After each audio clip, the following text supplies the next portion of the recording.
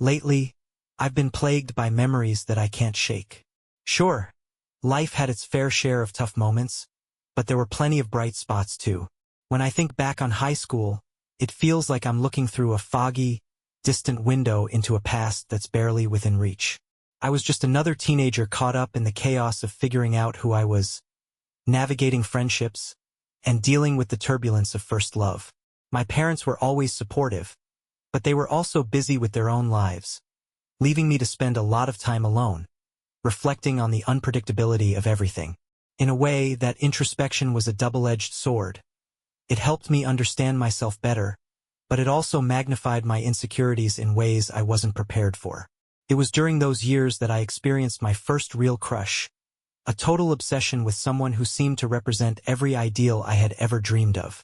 I was completely infatuated with the captain of the dance team, convinced we had some unbreakable bond and that we were meant to be something special. For a while, I believed it. We were inseparable, until that one disastrous evening in May when I saw her with another guy. That moment shattered me.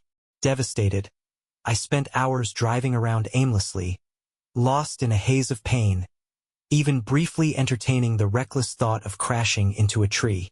But something inside me kept going, telling myself that if I could just get home, maybe my parents would be able to make it all feel better. When I finally pulled into the driveway, the house was empty. That loneliness hit me like a brick wall. In that dark moment, I even tried to get into my dad's gun safe. But of course, it was locked. Looking back now, I can see just how irrational and overwhelmed I was by emotions that, in hindsight, seem almost laughable. Eventually, the weight of exhaustion pulled me under, and I drifted off to sleep on the couch. The next morning, sunlight poured in through the windows, and I woke up feeling nothing but deep embarrassment. Later that day, I sat down with my parents for over an hour, and they gave me a perspective I so desperately needed. I never spoke to that girl again. I shut her out completely, ignoring her apologies and never even asking for the expensive bracelet I'd given her. A week later, she showed up at my house, but my grandmother, blunt as always, sent her away with a simple, "Move on, he's done with you." Prom came and went. She went with the other guy, and I have no clue how their night turned out. But if I had to guess, I'd say the sugar I poured into his gas tank probably threw a wrench in their plans. That whole experience left its mark on me, hardening my heart and making me wary in future relationships. Changed how I looked at love and trust, leaving me guarded. Fast forward to years later, and my wife, Jessica, found something that completely blindsided me. It was a note hidden inside a used book I had bought online, The Wrong Man, about the Sam Shepard trial. But it wasn't the book that shocked her, it was the note inside. Written in beautiful, elegant handwriting. It read, "Derek, you need to divorce that which you're married to before she drives you crazy enough to destroy her. I'll wait for you but not forever. Your love, Daddy. P.S. We had fun one last time. I expect to see those divorce papers signed soon." At first, I was stunned, my mind scrambling for a way to explain it. I thought maybe it was some kind of joke. But Jessica wasn't laughing. She shoved the note in my face, her eyes filled with rage and suspicion. "Who is she?" she demanded. It took me a solid half hour of explaining that I had bought the book used and hadn't even looked through it yet. "What are the odds?" I asked. "That the previous owner was also named Derek?" But deep down, I knew the timing couldn't have been worse. The truth was I had messed up. About a year earlier, I'd made a massive mistake. I had gotten way too close to a coworker, Megan Blair. We'd flirted, had dinner together, and even talked about being together. I won't lie, I was tempted. My marriage to Jessica was rocky at the time, and for a brief moment, it felt like Megan could be an escape. But eventually, I pulled myself together. I realized I still loved Jessica, and I knew I had to focus on fixing our marriage. I sat down with her and said we needed to work things out, and I came clean about the close call I'd had with Megan. It was one of the hardest conversations I've ever had. After a rough period, she forgave me, or at least that's what I thought. Now, with this note in my hands, it felt like everything was falling apart. The weeks leading up to this moment had already been turbulent. I'd been burying myself in work, trying to secure a promotion, desperate to prove myself, especially after all the doubts Jessica's parents had always cast on me. But the more I worked, the more it pushed us apart. Meanwhile, Jessica was spending more time with her mother, who had always despised me. One night, after another heated argument about my work hours, I let my temper slip and called her mother a witch, exactly the same word used in the note. That eerie coincidence made everything worse. I know some of you might be thinking, just admit it, you've been caught. But I swear to you, I'm innocent. That night, Jessica locked the bedroom door, and I ended up on the couch. The next day, I told my boss I needed to dial back my hours. He understood, having been through his own divorce. That evening, I bought Jessica flowers. She didn't throw them out, but the space between us was still palpable. By Friday night, things were just as tense. Jessica told me she was spending the weekend at her parents' house. I begged her not to go, knowing how much influence her mother had on her, but she brushed me off, like it was no big deal. That weekend, I had far too much time to think. I took long walks with our goofy golden doodle, Casper, and tried to figure out how to fix things between us. On Saturday night, I texted Jessica, "Would you consider counseling?" Her reply was short, "We'll talk when I get home Sunday night." But Sunday night came and she didn't come home. Instead, she sent me a text, "Drank too much at dinner. Be home Monday." I felt the frustration build up to the point of boiling over. I knew staying at her mom's wasn't helping us, and yet she was still there. Monday morning, just as I was about to leave for work, Jessica finally came home. She kissed me on the cheek, but it was a mechanical, hollow gesture and said, "We'll talk tonight," before heading upstairs to get ready for her job. I worked a full day, but I made sure to grab Chinese takeout for her when she got home. Our dinner together was polite but distant. After the meal, Jessica put down her chopsticks, folded her hands and said, "Derek, I don't trust you anymore. And that's not how I should feel about my husband. Don't bring your mom into this," I said, already anticipating where this conversation was headed. "This is about us," she replied coolly. "I need space and time to think. I think it's best if you sleep in the spare room for now." I hated every second of it. How is sleeping in separate rooms supposed to fix anything? I asked, my frustration spilling out. "What about counseling?" "Maybe," she said flatly. "But not right now. Right now, I just need to clear my head." Couldn't hold back. "Is your thinking going to involve your mom?" Her eyes narrowed. "My mom wants what's best for me.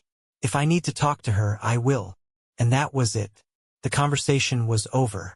I moved my things into the spare room and spent the night staring at the ceiling, replaying everything in my mind. I thought back to how it all started. I met Jessica when I was consulting for a nonprofit where she was an intern. I had just graduated from Kearney University and was working as an analyst for a tech firm.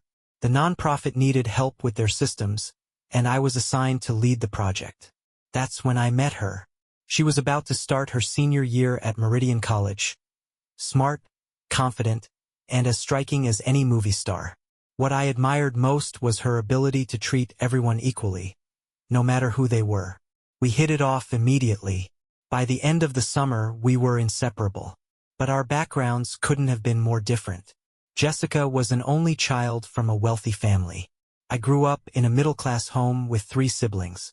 My mom was a second-grade teacher, and my dad owned a repair shop. I worked my way through college, and later earned my MBA from Kearney.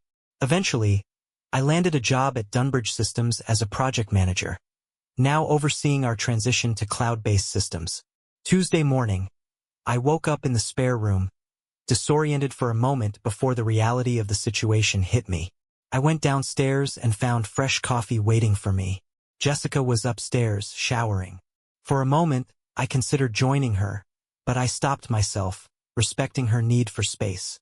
I drank my coffee, got ready, and left for work. The tension between us hung thick all week. By Friday, I texted her, "Can I take you to dinner tonight? You picked the place." Her response came 10 minutes later, "Going to my mom's. Spending the weekend." I called her, desperate to get through to her. "How can we work on us if you're never here?" I asked. "It's been 1 week," she said, her voice cold. "I told you I need time." Her words slammed down like a door. But by the end of the call, she promised to think about counseling. She left for Manhattan that night. Another weekend with Casper. Another 48 hours to figure out how to fix what felt like a sinking ship. Saturday afternoon, an idea struck me. I called the used bookstore where I'd bought The Wrong Man and spoke to a clerk. "Hi, I bought The Wrong Man from your store a few weeks ago, and inside it, there was a personal note from someone named Derek. My wife found it and now thinks I'm cheating. I need to get in touch with the original Derek who owned the book." The clerk chuckled. "Man, you're telling me a book called The Wrong Man ended up with two guys named Derek, and there's a love note inside? You can't make this stuff up." "This isn't a joke," I said, trying to stay calm. "My wife thinks I'm having an affair. Can you check your system and see if the previous owner is registered in your database?" 10. "We track sellers if they have an account," the clerk replied. "But I can't give out their info. Can you at least reach out to him and ask if he's willing to contact me?" "All right," he sighed. "What's your name?" "Derek," I said. The clerk laughed again. "Like the author?" "What author?" I asked, already growing frustrated. J.T. Derrick, the mystery writer. This conversation was starting to feel like some kind of bizarre joke. "No," I said. "I'm not a mystery writer. I'm Derek Croftoon. No T, no middle initial, just Derek." I gave him my phone number, and to my surprise, my phone rang about 20 minutes later. The voice on the other end said, "My name's Derek. I hear you found a note meant for me. Is this some kind of blackmail attempt?" "Blackmail? No," I replied quickly. "I bought The Wrong Man online and found a note from someone named Valerie. I just need you to confirm to my wife that the note was meant for you, not me." "The note was in a book?" he asked, sounding genuinely stunned. "Man, I've been looking for that note everywhere. If my wife ever found out about the note, I'd be in serious trouble. I couldn't believe it ended up in that book." "Derek," I said, trying to keep my voice steady, "I need you to help me out here." "Not a chance," he snapped back. "I dodged that bullet once, and I'm not getting dragged into it again." And just like that, he hung up. I sat there, fuming in silence, feeling the frustration build. But after a few minutes, I decided to call him again. "Derek, it's Derek," I said flatly. "I've changed my mind. This is blackmail. If you don't send me a notarized statement confirming that Valerie wrote that note to you, I'll send a copy of it to your wife." "How's that sound?" "Man, that's cold," he muttered. "Not as cold as it's been in my house since my wife found that note." I shot back, the words sharper than I intended. All right," he said, his tone defeated. "I'll send the statement. But you promise that's the end of it?" "Absolutely. Just get it notarized and send it to me," I said, not even hiding the bitterness in my voice. I gave him my address and waited. Back when Jessica and I first met, we couldn't have been more inseparable. We became physical just 5 weeks into dating while working at a nonprofit, and by the end of the summer, we were officially exclusive. During her senior year at Meridian College, I made the 60-mile drive every other weekend to see her. For Thanksgiving, we spent time at her parents' apartment in Manhattan. Her mother, Laura, was as frosty as I expected, but I figured I could win her over eventually. Things felt easier when Jessica spent winter break with my family. She loved it there, and my parents adored her. I'm sure her parents thought our relationship was just another fleeting college romance, like the ones she had before.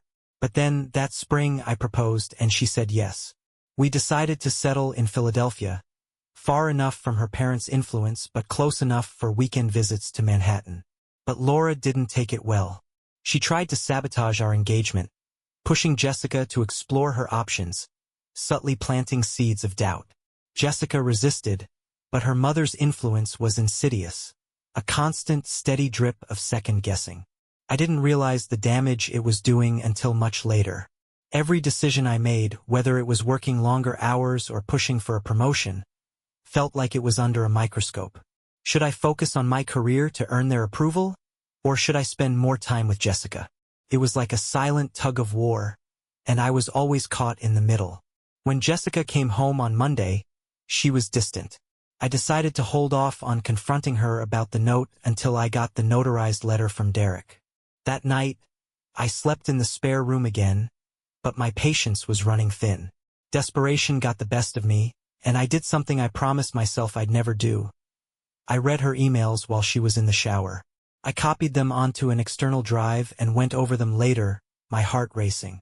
What I found was a mix of reassurance and frustration. Her mother, Laura, was encouraging Jessica to transfer to her company's New York office to start fresh. Classic Laura, always pulling the strings from behind the scenes. There was also a message from a man named Alfie Dodson.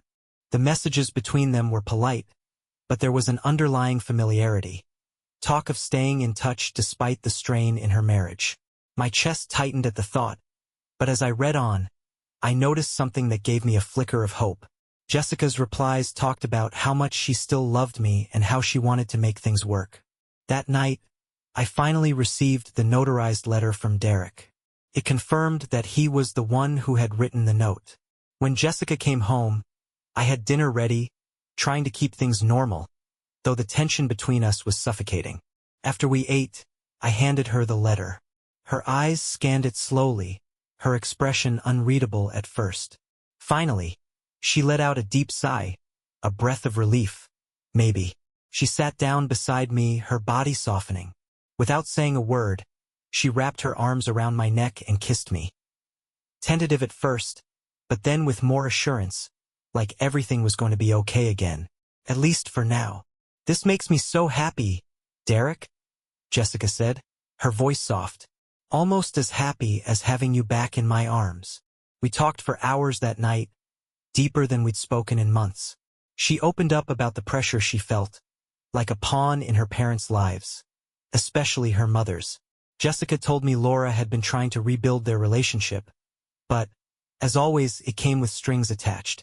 Her mother had warned her not to start a family, claiming it would ruin her career, just as it had ruined Laura's. I was stunned. Only last year, Jessica had been eager to have kids. Now, I realized how subtly her mother had been changing her mind. "Is there someone else?" I asked, my voice raw with the weight of my suspicions. Jessica leaned in, looking me dead in the eye. "No, I would never do that to you, Derek." Her answer sounded sincere, but a part of me couldn't shake the growing resentment. She'd spent so many weekends in New York, always with Laura, always distant. I suggested we take a weekend getaway, just the two of us, to reconnect. She shook her head immediately. "Laura invited me to see The Merchant of Venice this weekend," she said, like it was the most natural thing in the world. I felt a wave of disappointment but didn't press the issue. By Thursday, I couldn't ignore the gnawing frustration any longer. I took a desperate step. I crafted fake emails for Laura and Alfie Dodson, emails laced with spyware to monitor their devices. It was reckless, dangerous even, but I was losing control of my own life. I thought back to our wedding. Laura had practically orchestrated the whole thing. What was supposed to be a celebration of our love felt more like a staged performance. My family kept it simple, intimate, but the Flemings invited every acquaintance they'd ever made. Felt like a production, not a union. In the beginning, things were good. We settled in Philadelphia, far from Laura's grasp, and for a while, everything felt right. We talked about having kids and got a dog, Casper, as a practice run. But just when we were ready to start a family, the cracks started to appear. By Thursday night, my plan had worked. Both Laura and Alfie had clicked on the fake emails I'd sent, giving me full access to their inboxes. What I found was more than I could have ever imagined. Alfie wasn't just exchanging friendly emails with Jessica. He was having an affair with Laura. Worse, they were conspiring to set him up with Jessica, like some twisted matchmaking game. The realization hit me like a freight train. I knew what I had to do. After dropping off Casper at a kennel, I grabbed my bag and boarded an Amtrak to Manhattan. I wasn't about to let them manipulate my marriage any longer. I had a plan. Once I arrived, I bought a cheap Yankees cap and a disposable camera, trying to blend in, though I knew it wouldn't be easy. I staked out Laura's apartment building, my heart pounding with every passing second. Hours went by without anything happening, and just as I started to wonder if I was wasting my time, a woman approached me. She glanced at my camera and smirked. "Amateur," she said, raising an eyebrow. "You want help? Or are you just pretending to be a private detective?" Caught off guard, I asked, "Who are you?" "Amelia with an E," she said, offering me a handshake. "I'm a PI. I was watching the building next door, tracking a lawyer for his wife. Wealthy neighborhoods like this are full of shady secrets." Before I could respond, I saw Jessica walking out of the building with a man. "Alfie." Amelia immediately raised her camera.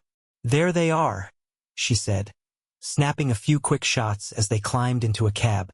"Got him," she said with a grin, lowering her camera. "That'll be $100. And if you want more pictures when they come back, that'll be another 100. I blinked, not quite sure how to process everything. "And for a full background check on the guy? Do we need a contract or something?" Amelia shrugged. "I'm freelancing today. Technically, I'm subcontracting for the agency the lawyer's wife hired. But I can take side gigs as long as there's no conflict of interest." "Got it," I said, my mind already racing. I pulled out my phone and texted her Alfie's full name and my email address. I was going to get to the bottom of this one way or another. We talked for a while after that. I opened up more than I expected, telling Amelia the messy details of my struggle to save my marriage. It felt strange. There I was, sitting in the middle of Manhattan, sharing the most intimate parts of my life with a complete stranger. Amelia listened without judgment, nodding in all the right places, her sharp eyes never leaving mine. She was someone who had seen a lot, and it was easy to tell that her ability to hold space for others' pain was part of her skill set. After a pause, I asked, "So how'd you end up as a PI?" She smirked, a flicker of something hard behind her eyes. 15 years with the NYPD. 6 of them in counterterrorism. Got shot in the leg. Everything below the knee was gone. She lifted the cuff of her pants, revealing a sleek, high-tech prosthetic. I stared for a moment before she continued. "Went on disability after that.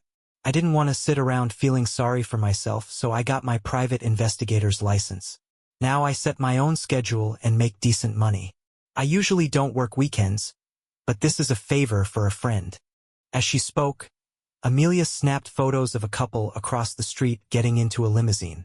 She didn't even look at the camera, like it was second nature. "Are you going to follow them?" I asked, curious. "Nah," she replied, lowering her camera. "Too risky. They'll probably just have dinner, then head back to a love nest somewhere. There's not much romance in these cases." She glanced at me with a wry smile, as if sharing a secret. "So, what do these mistresses get besides dinner?" I asked, half joking but also genuinely curious. Amelia let out a short laugh. "You'd be surprised. Some of them get paid as much as executive assistants, trips, gifts, rent covered. I guess some people are willing to sell their souls for that kind of life." "Yeah, no thanks," I muttered, disgusted by the thought. "What about the wives? The ones hiring you to catch their husbands?" "Half our business," she said plainly. "Some poor guy works 60 hours a week, thinking he's doing it for his family, only to find out someone else is getting what should be his. It's ugly." She paused, her expression darkening. "The worst ones are when the DNA tests come back, and the kids aren't even his." "Damn," I muttered under my breath. I couldn't imagine the betrayal those men must feel. Amelia nodded grimly. "Yeah, those end badly. One guy I worked for, he broke into his ex-wife's house." She hesitated, a flicker of something unspoken in her eyes. "Let's just say he didn't walk out." "That must have wrecked her," I said, horrified. Amelia's eyes hardened, her voice suddenly cold. "Not really. She was at a spa for the weekend. By the time she got back, the housekeeper had found the body, and the cleaning crew had already repainted the room. We both sat in silence for a moment, the air thick with tension. Her words hung in the air like a bad omen. It wasn't something I was ever planning to do, but the idea of losing Jessica, of everything falling apart, was starting to make me feel unhinged. I realized how far I'd be willing to go to save my marriage, or to make sure I wasn't the one left in the wreckage. Amelia stood up, stretching her arms above her head. I'm grabbing a snack before I check back in. You wanna come? I shook my head. Nah. My mind was spinning in too many directions. I'm heading to the train station. Amelia, send me the contract when you can. I'll sign it and return it with payment. Amelia laughed, shaking her head. Is that the right word? Case? She said with a teasing smile. She didn't seem bothered. But then again, I wasn't sure how much of it was real for her. Yeah, I said with a tight smile. I guess I'm your client now. We walked toward the diner where she was meeting her husband. As we neared the entrance, I spotted a tall, broad-shouldered man waiting outside. He was about my height but built like a linebacker, his frame solid and muscular. Amelia waved to him, a familiar warmth in her eyes. Neville, this is Derek, she said, her voice light and easy. My new client. Derek, meet my husband, Neville. I shook Neville's hand. His grip was firm but not overdone, just like the way he looked. Tight end, I guessed, noticing the way his muscles filled out his shirt. Good guess, Neville grinned. Wrestler at Penn State. Amelia smiled up at him as he pulled her into a hug, his hand easily resting on the small of her back. Hungry? He asked her, glancing at me. Not me, I said quickly, backing away. I'm heading to the train station. I turned to Amelia. Thanks for everything. Send me the contract when you can. I'll get it back to you right away. She waved me off with a light chuckle. Is that the right word? Case. I shook Neville's hand again. Pleasure to meet you, Neville. Likewise, he said, his smile genuine. Amelia pulled away from him, and they walked into the diner together. I stood for a moment watching them.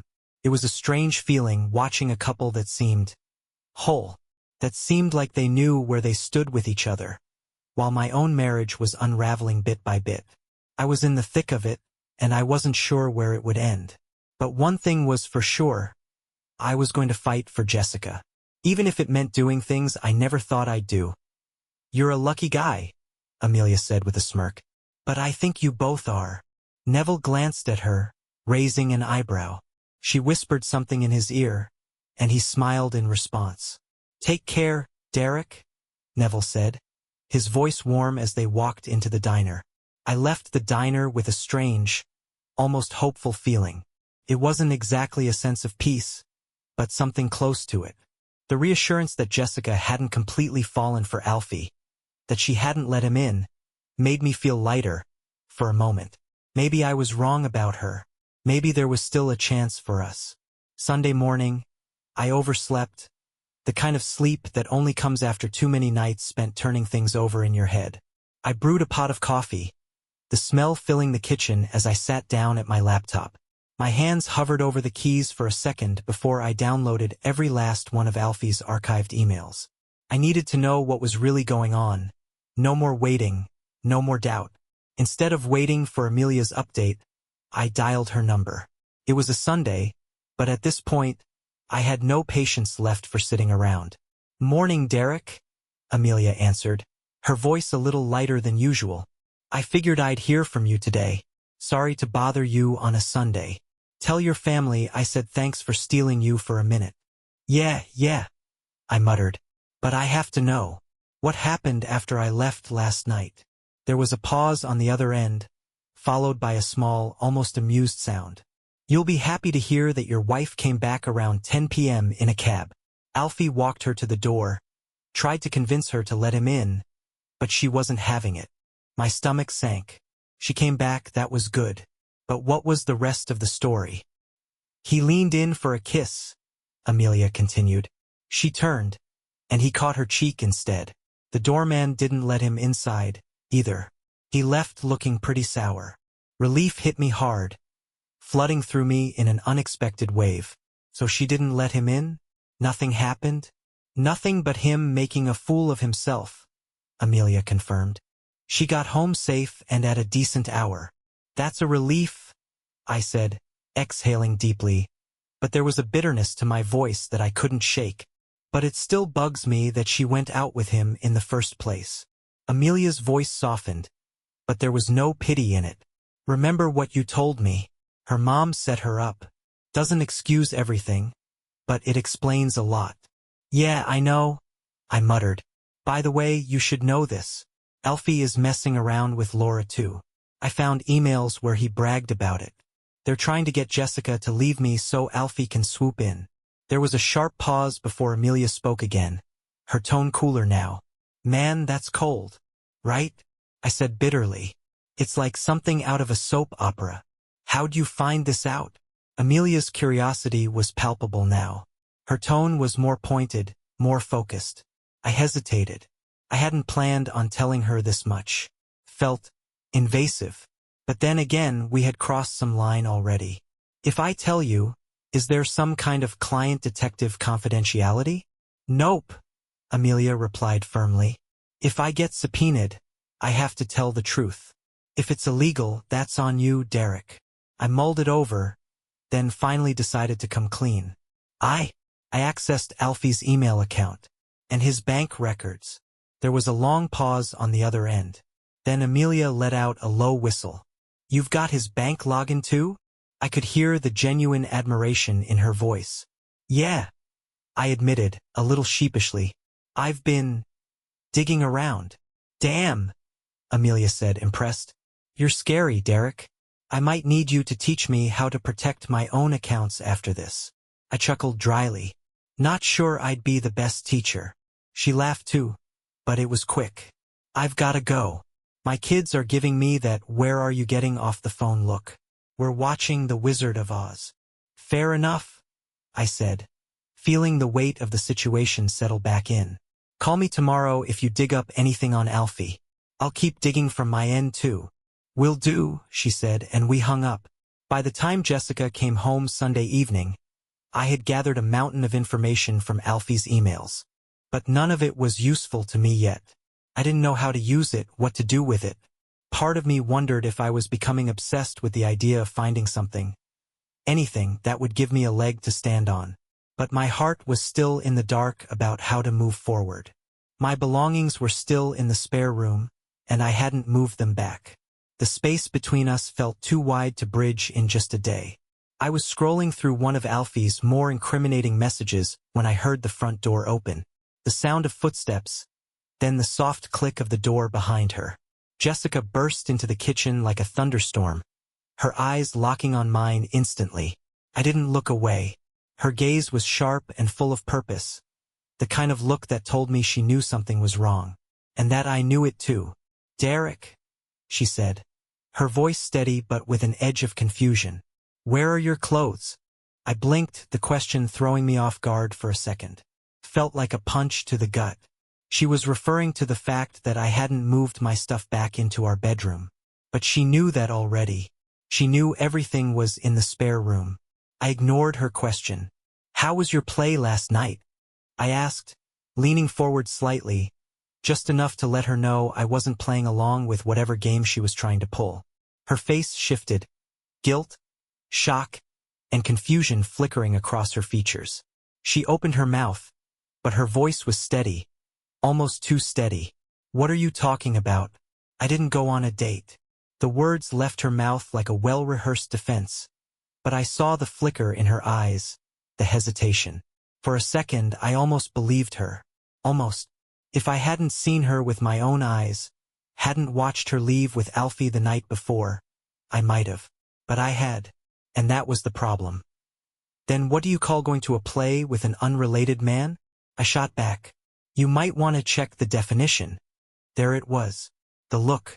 Her lips pressed together, her eyes narrowing in that way I knew too well. The way she only did when she was on the defensive, when she knew she was caught but didn't want to admit it. Were you following me? She demanded.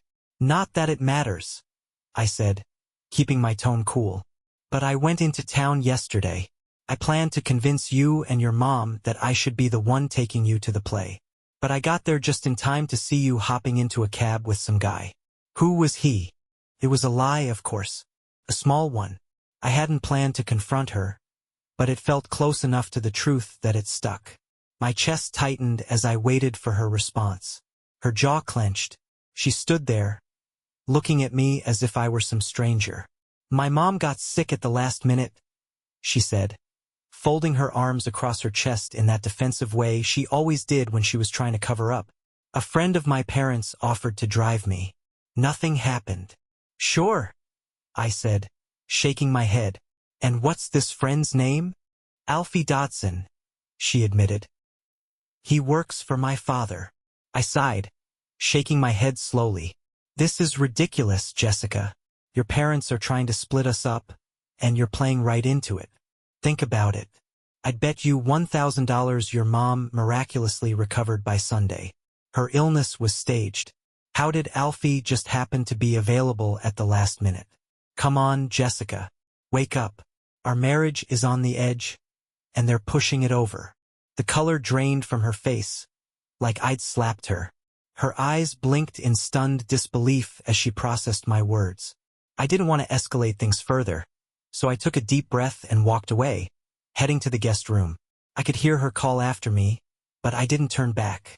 The silence between us was deafening, and I knew I couldn't fix things like this. Not yet. Not when it felt like she was slipping further from me. It was a long, restless night. I hardly slept, tossing and turning, my mind racing with all the things that could go wrong. I left the house before sunrise, dragging myself to the office before 7 a.m. I needed something to keep my mind occupied, some way to push back the anxiety gnawing at me. At 9 a.m., my phone buzzed. A text from Jessica. 2 messages to Megan Blair. I didn't have to read them to know what they were about. I could imagine how quickly her mother had gotten in her ear, filling her head with poison, undermining everything I was trying to do. My marriage was slipping away, and I was powerless to stop it. Later that night, as I was finishing up at work, my phone rang. It was Amelia. Are you somewhere private? She asked. Yeah, I said, shutting my office door. What's up? First, remind me of Alfie Dodson's position at the bank, she said. Personal banker, I replied, checking my notes. He manages trust accounts and handles money transfers for wealthy clients. I watched him set up wire transfers for 2 clients yesterday, Amelia said. I can confirm the details when I'm home. I'm not touching that from my work computer. Any of those transfers go to foreign banks.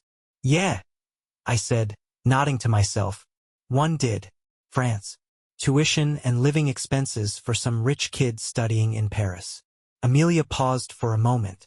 All right, I dug into Alfie's background. His family disowned him after some serious trouble in college. That's when he moved to New York to start over. I also talked to an NYPD contact. Turns out, last year, one of Alfie's old college buddies, Stanley Oswald, stayed with him for a weekend.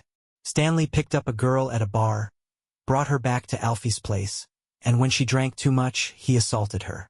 She reported it, but Oswald claimed it was consensual. Guess who backed him up? Alfie. Said the girl even hit on him. With both of them against her, the DA dropped the case. Oswald walked free, and Alfie kept his mouth shut to protect him. My jaw tightened. My grip on the phone slipped as my anger bubbled up. So Oswald got away with it because Alfie lied for him? I asked, my voice barely above a whisper. Exactly, Amelia confirmed. And I'm guessing Stanley owes him big for that. I bet that's why Alfie is so cocky in his emails. I thought about the first line of Alfie's email to Stanley. Time to return the favor. It made sense now. This was payback. I was just another pawn in their twisted game. Looks like you're right, I said, the coldness in my voice unmistakable. Alfie covered for him, and now it's payback time. Amelia's voice took on a sharper edge. How do you feel about getting back at these two? One's a predator, and the other's his enabler. Not a question. I replied coldly. I'm in. You mentioned you can access Alfie's computer, Amelia said, her tone steady. How skilled are you? Could you use his identity to open foreign accounts and move money? I can access his system, I admitted. But I'm no expert at opening accounts, and I'm definitely not interested in stealing from him. Amelia's voice turned serious. No one's talking about stealing. If we play it right, nobody loses any money. But we need to talk in person. Can you meet tomorrow night? I want to bring someone with me. I hesitated for a moment. Why are you doing all this, Amelia? I asked, my voice low, just above a whisper. I already agreed to pay you for following Jessica and digging up dirt on Alfie. But now you're talking about opening accounts, wire transfers. What's in it for you? I can't pay you more, and I definitely can't afford to get caught.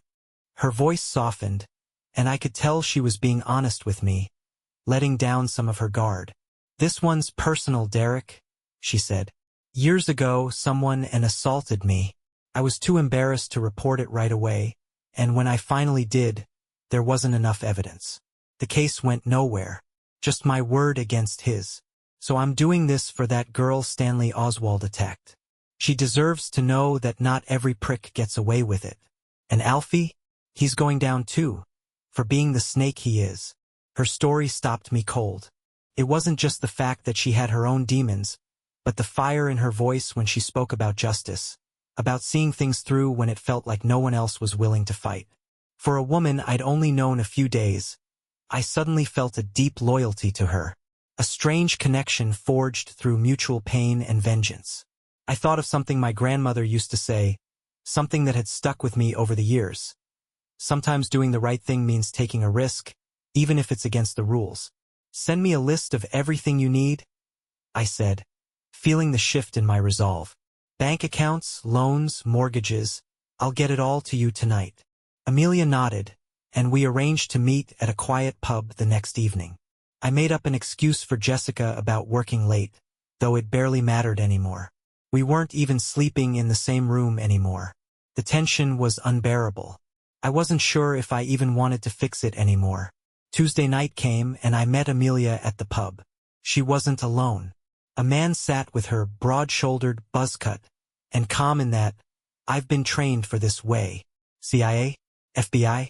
Military? Hard to tell, but it was clear he wasn't a rookie. His presence was imposing, and I instantly knew he wasn't just here for moral support. He had a purpose. I took a seat across from Amelia and her friend, who gave me a quick nod. After I explained how I'd accessed Alfie's system, Hank leaned back in his chair and nodded slowly. Here's the plan, he said, his voice deep and deliberate. First, we book a flight to Qatar under Alfie's name, using his own credit card. Then, we open an offshore account in his name. Qatar's become a safe spot for dirty money ever since Switzerland got put in check by the U.S. Treasury. Once that account is live, we schedule wire transfers, millions, from the accounts Alfie manages. I raised my hand to stop him. Hold up. No stealing. Not a cent. Relax, Hank said with a grin that was more sharp than reassuring. None of the transfers will go through. We'll mess up the transfer instructions so the transactions get flagged. It'll look like he tried to steal millions and botched it. Big red flag for the bank's internal audit team. I sat back, considering it. It was a dangerous game we were playing, but at least no one was getting robbed. Not yet. Okay. What's next? I asked. Hank leaned in.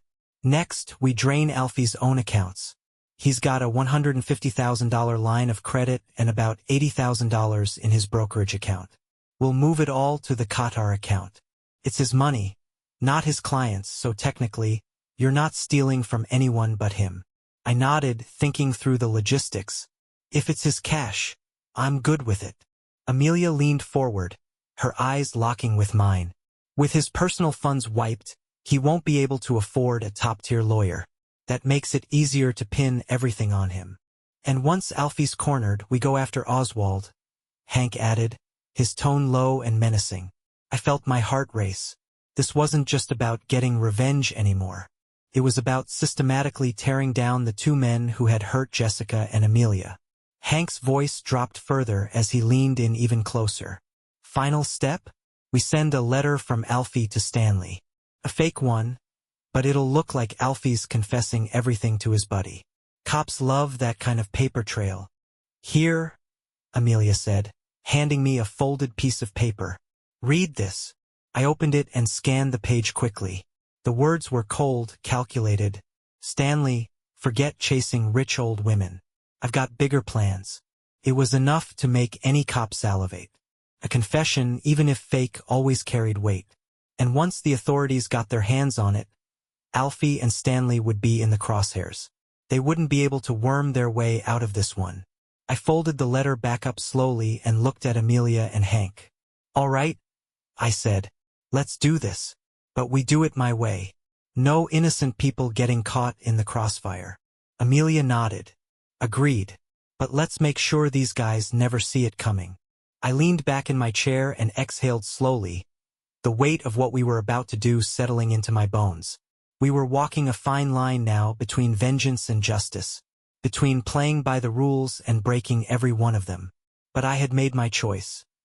By tomorrow, I'll have enough money to last me a long time, at least until I find another big target. I'm leaving the country. Nothing here is worth staying for. I got a call from a private investigator today asking questions about that incident from last year. "You should have learned your lesson at Goldwyn University like I did. Next time, get permission before pulling a stunt like that because I won't be around to cover for you. I'll let you know where I end up, but I'm sure the feds will be watching this email after tomorrow, so don't reply. I'll delete it right after sending.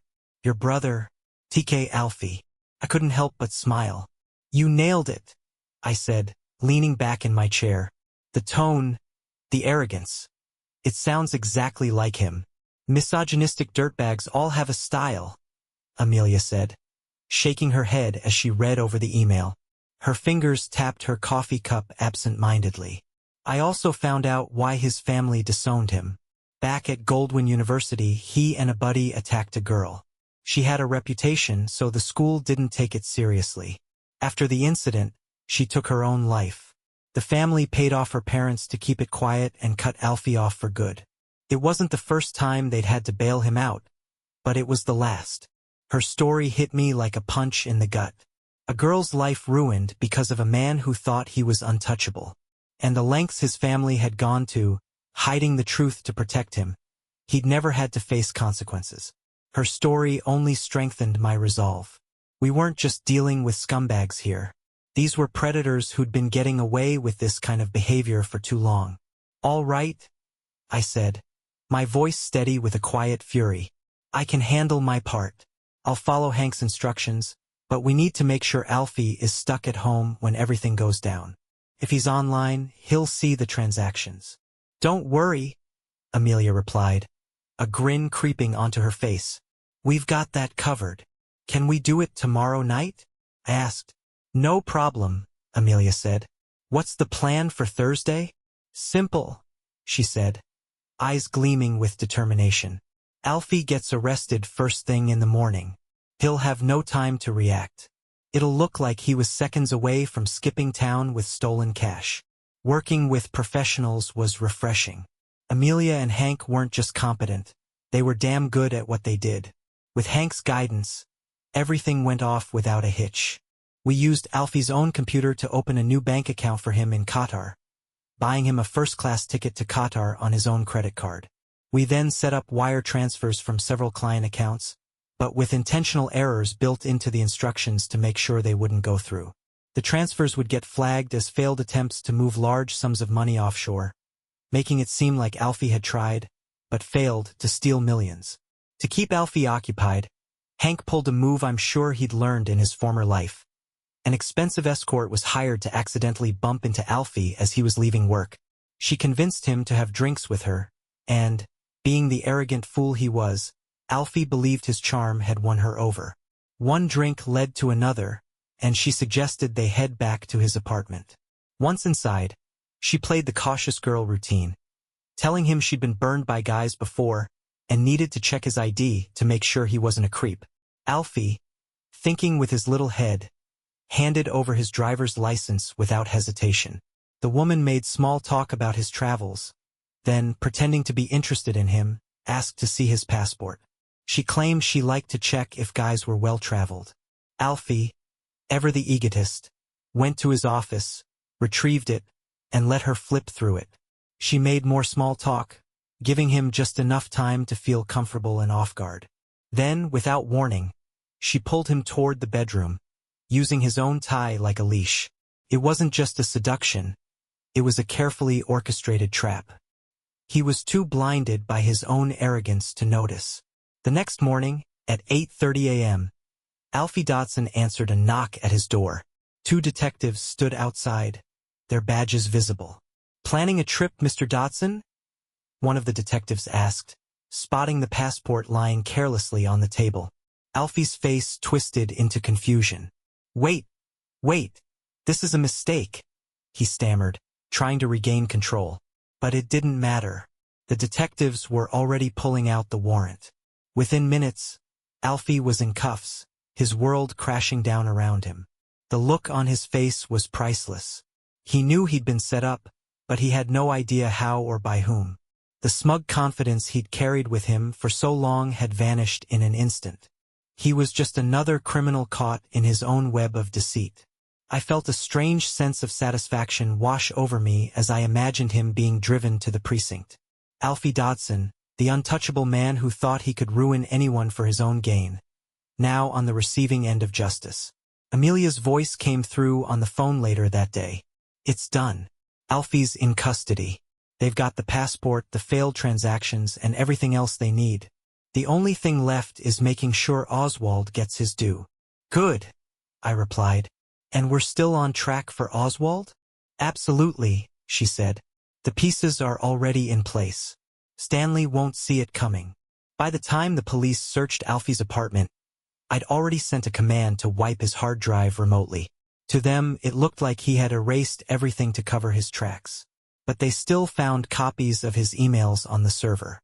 The damning messages included one confessing to making false statements to protect Stanley Oswald and another outlining Alfie's plan to flee the country with stolen money. Thanks to Amelia's connections, the police offered Alfie a deal: testify against Stanley Oswald, and they dropped the false statement charges. True to his nature, Alfie took the deal. It led to Stanley being extradited, and once he was back in the U.S., both men turned on each other like rabid dogs. Alfie claimed Oswald pressured him into lying to protect him, and Oswald called Alfie a rat with no spine. Their courtroom feud was brutal. In the end, Alfie was convicted of theft and fraud, earning himself 4 years in prison. Stanley got 10. By the time the trial ended, the two men hated each other so much that Alfie's testimony was especially damning. The bitterness between them was palpable. Alfie was the kind of man who couldn't even protect himself without throwing someone else under the bus. It was almost poetic. The day after Alfie's arrest, I had one last task to complete. I requested a meeting with Benjamin Fleming, my father-in-law. He agreed, and I showed up at his office with a folder in hand. "I have something that could hurt Jessica if she sees it," I told him. "But I think it's only fair that you decide what to do with it." Benjamin raised an eyebrow, looking at me with an unreadable expression. "What is it?" I handed him the folder, a collection of emails between Laura and Alfie. I made sure not to mention how I'd obtained them.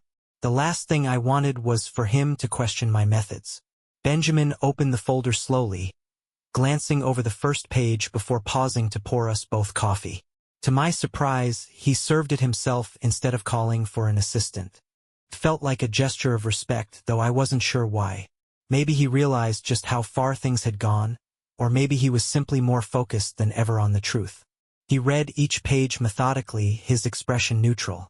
When he finished, he looked up, his face troubled. "I asked you not to hurt my daughter," he said quietly. I let the words hang between us.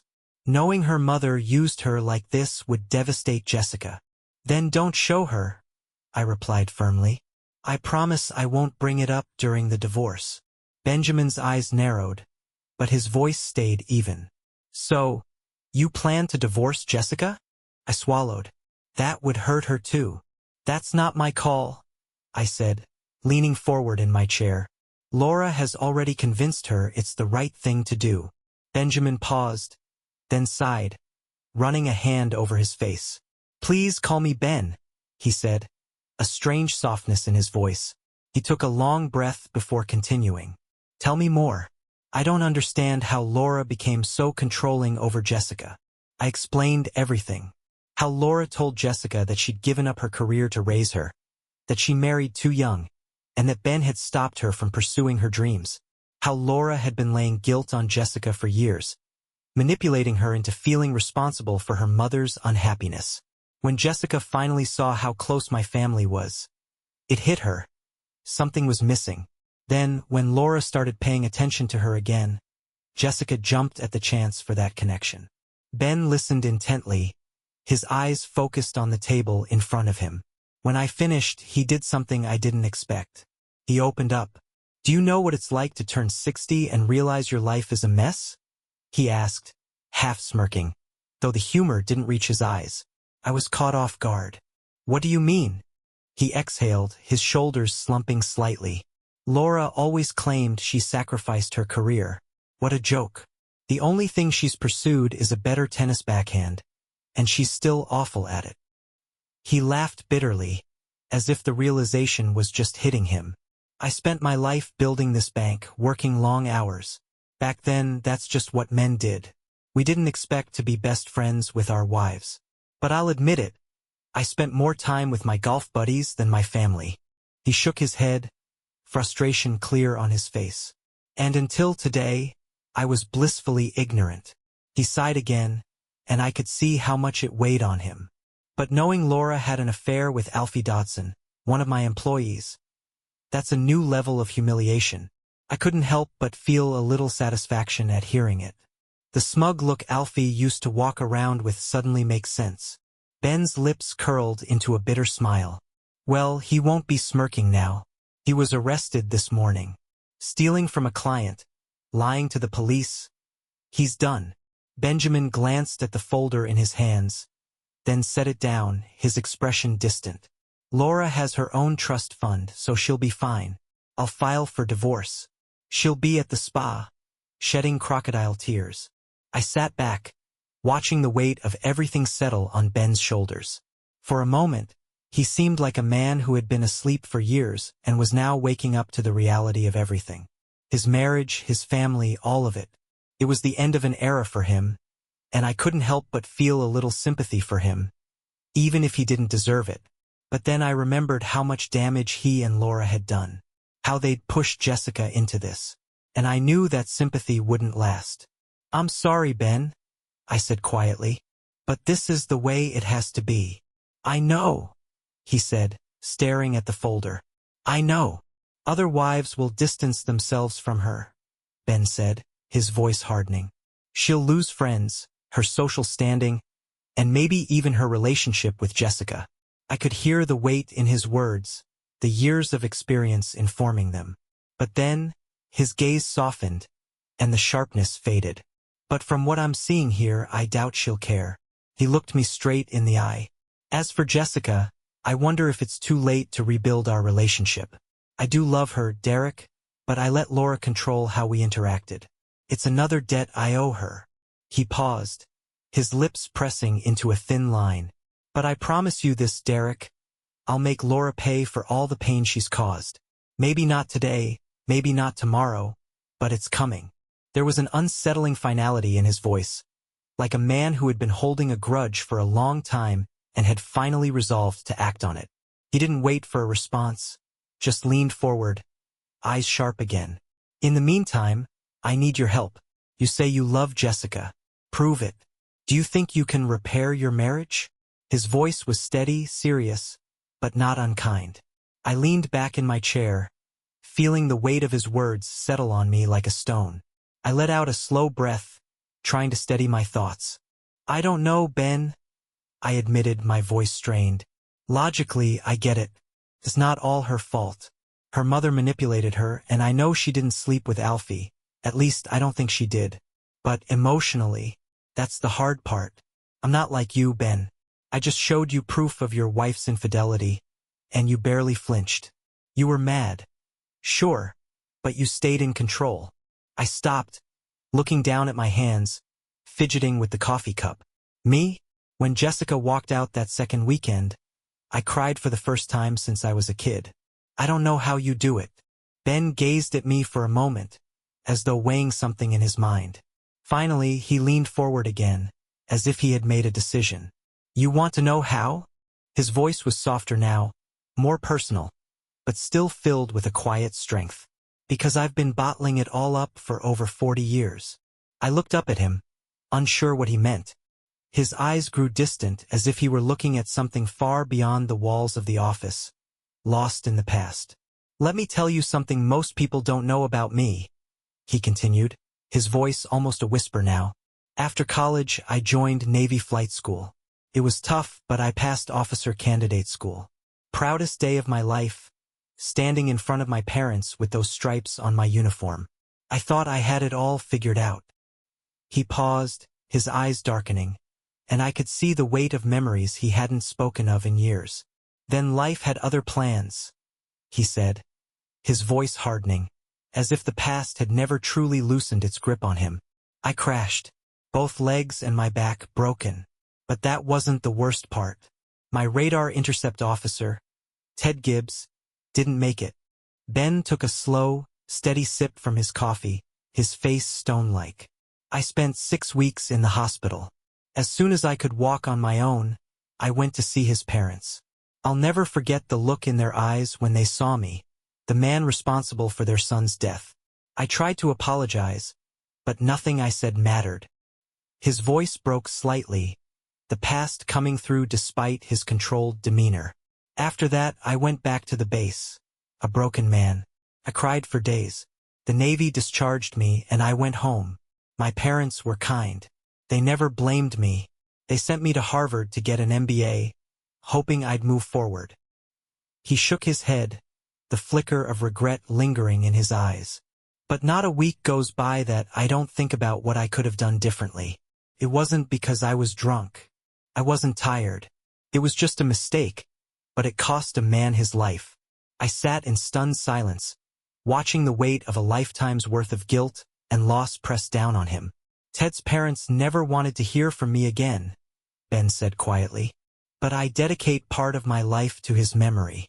I donate $110,000 every year to the USO and a fund for wounded soldiers. After living with that, dealing with an unfaithful wife, that's just another storm." The air between us was heavy, laden with unspoken emotions. I didn't know what to say. What could I say? He had carried that guilt for years, had made amends in his own way, and yet it still haunted him. Later, as I sat in my car, reflecting on what Ben had shared, I thought about Jessica. The pieces started to fall into place. Much of her recent behavior wasn't like her at all. She'd been driven by a desperate need to connect with a mother who had never shown her love, who had manipulated her from the start.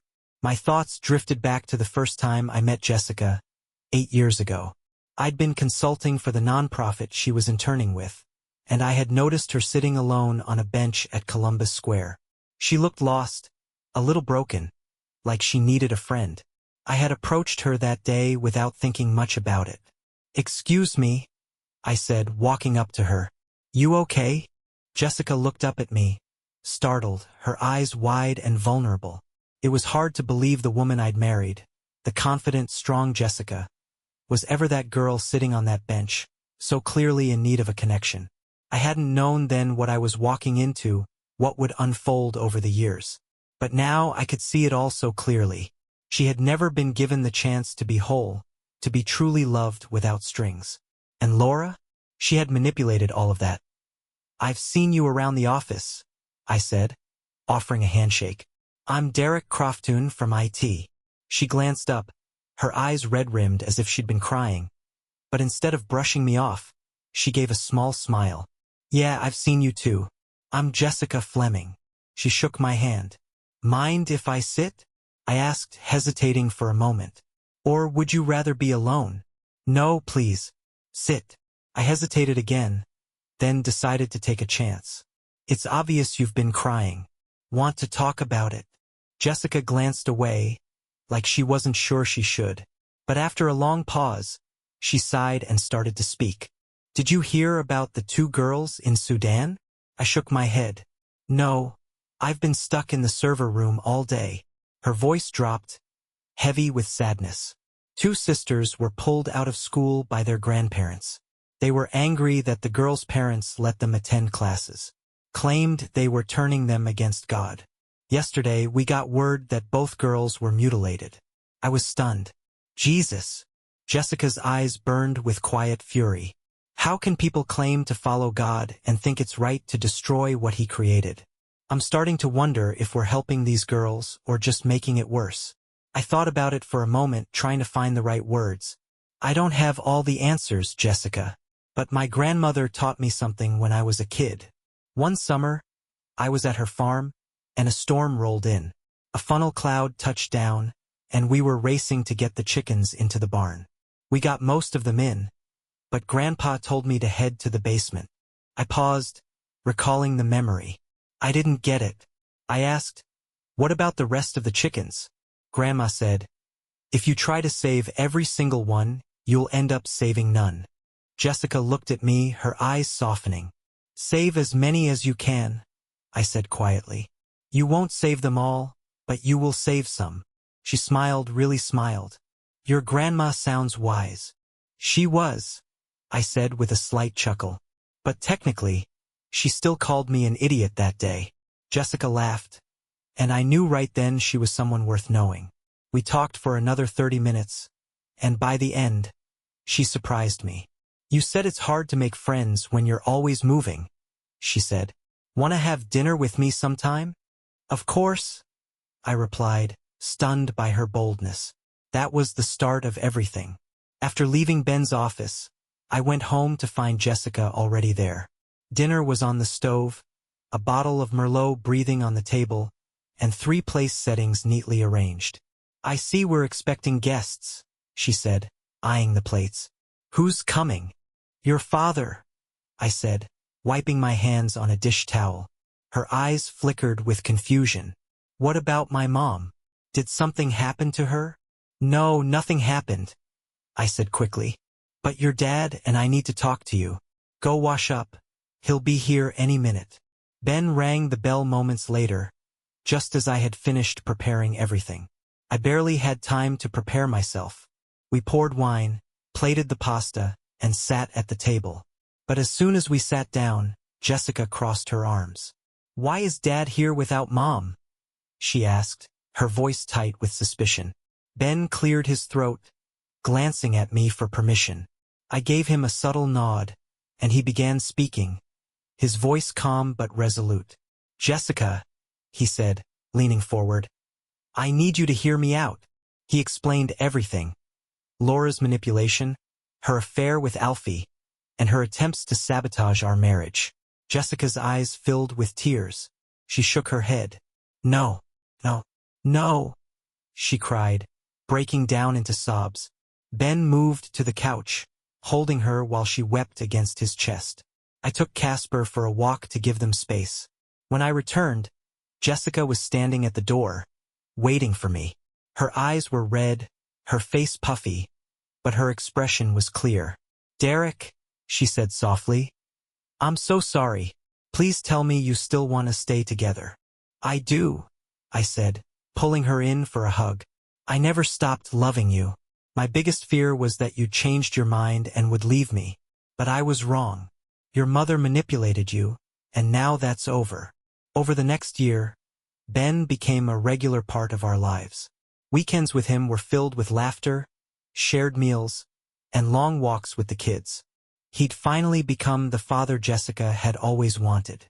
Eventually, Ben took us on a family trip to Dominica. It was there that Jessica and I had our first child, Leo Benjamin Croftoon, named after both of his grandfathers. 2 years later, we had our daughter Claire Jessica Croftoon. Ben retired at 63, bought a small apartment nearby, and became a full-time grandfather. As for Laura, Ben divorced her and walked away with his fortune intact. Her affair with Alfie left her a pariah in social circles. She moved to Port St. Lucie, had a facelift that didn't turn out well, and fell into the company of a gigolo who siphoned off her money. One day, years later, Laura showed up at my door. Her face was unrecognizable, swollen and scarred from too many procedures. She stood there, her eyes desperate. "Laura," I said coldly, opening the door just enough to speak to her. "You're not welcome here.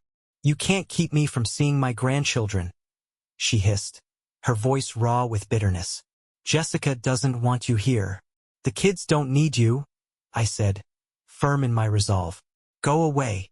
She tried to push the door open, but I shut it in her face. Sometimes, bad things happen to bad people. Alfie and Stanley? They were in prison. Laura? Alone. As for me, I had Jessica, our kids, and Ben. To call that a win. Thank you for listening to the end. Don't forget to subscribe to the channel, and don't forget to put a like on this video so more people can discover the channel. All the best.